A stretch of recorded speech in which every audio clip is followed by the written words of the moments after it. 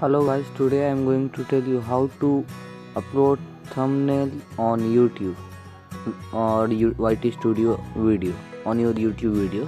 So first we will open YT Studio application. It will be open in some time. Please wait. After opening this, I think so that if I am going to change this video's image,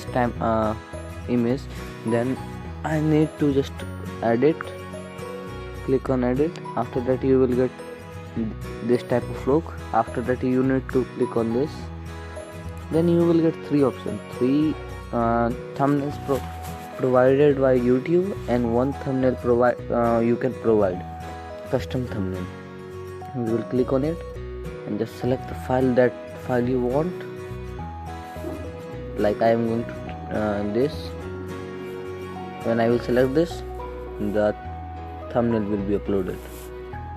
I am going to discard because my video thumbnail is set earlier. So thanks for watching my video. If